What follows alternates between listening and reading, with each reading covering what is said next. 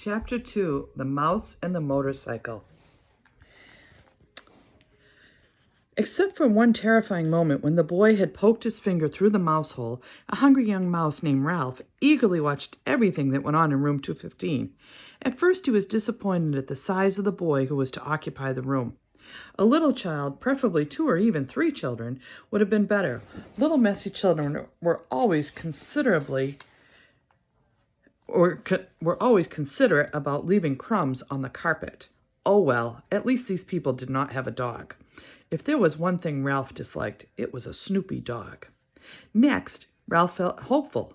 Medium-sized boys could almost always be counted on to leave a sticky candy bar wrapper on the floor or a bag of peanuts on the bedside table, where Ralph could reach them by climbing up the telephone cord.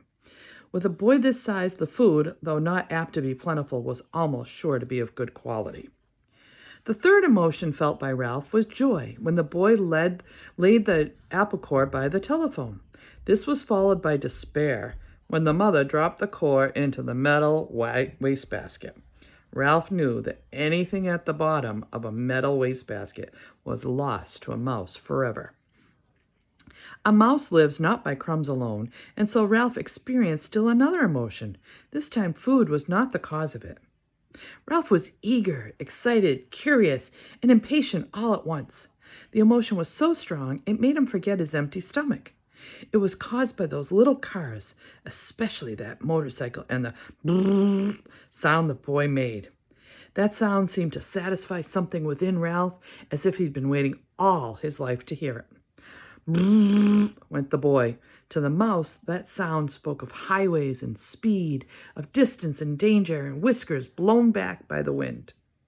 The instant the family left the room to go to dinner, Ralph scurried out of the mouse hole and across the threadbare carpet to the telephone cord, which came out of a hole in the floor beside the bedside table. "Ralph," scolded his mother from the mouse hole, "you stay away from that telephone cord."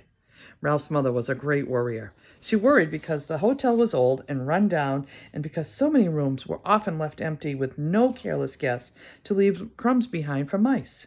She worried about the rumor that their hotel was to be torn down when the new highway came through. She worried about her children finding aspirin tablets. Ralph's father had tried to carry an aspirin tablet in his cheek pouch, right there, right in a pouch.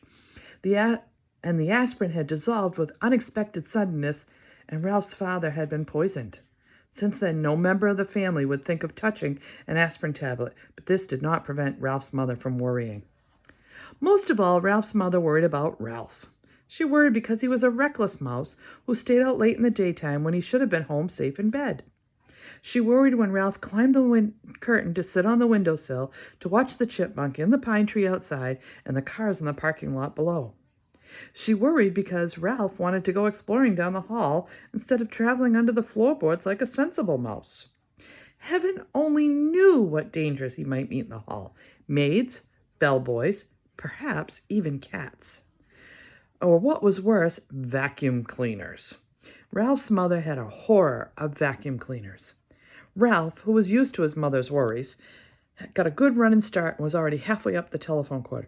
"Remember your Uncle Victor," his mother called after him. Ralph did not seem not to hear. He climbed the cord up to the telephone, jumped down, and ran around to the row of cars. There it was on the end, the motorcycle. Ralph stared at it and then walked over and kicked a tire. Close up, the motorcycle looked even better than he expected. It was new and shiny and had a good set of tires. Ralph walked all around it, examining the pair of chromium mufflers and the engine and the hand clutch. It even had a little license plate, so it would be legal to ride it.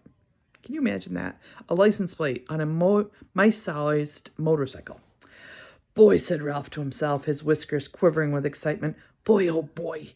Feeling that this was an important moment in his life, he took hold of the handle grips.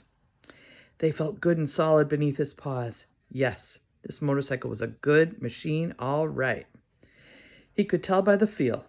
Ralph threw a leg over the motorcycle and sat jauntily on the plastic seat.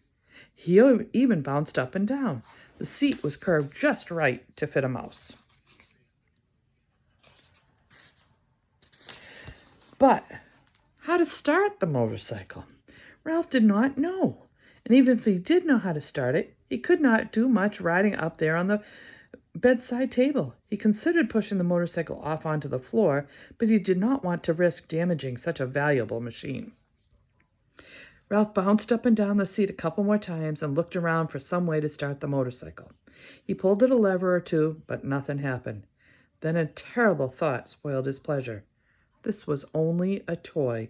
It would not run at all. Ralph, who had watched many children in room 215, had picked up a lot of information about toys. He had seen a boy from Cedar Rapids throw his model airplane on the floor because he could not make its plastic parts fit properly. A little girl had burst into tears and run sobbing to her mother when her doll's arm had come out of its socket.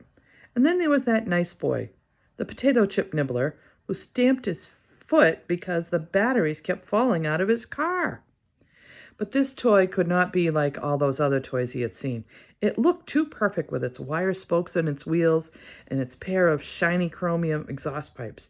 It would not be right if it did not run. It would not be fair. A motorcycle that looked as real as this had to run. The secret of making it run must be perfectly simple if only Ralph had somebody to show him what it was. Ralph was not satisfied just sitting on the motorcycle. Ralph craved action. After all, what was a motorcycle for if not for action? Who needed motorcycle riding lessons? Not Ralph. He tried pushing himself along with his feet.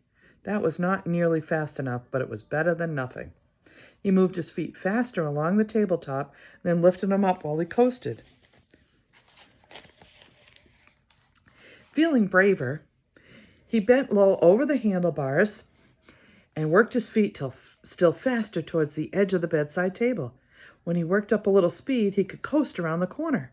He scrambled his feet on the tabletop to gain momentum. In a split second, he would steer to the left.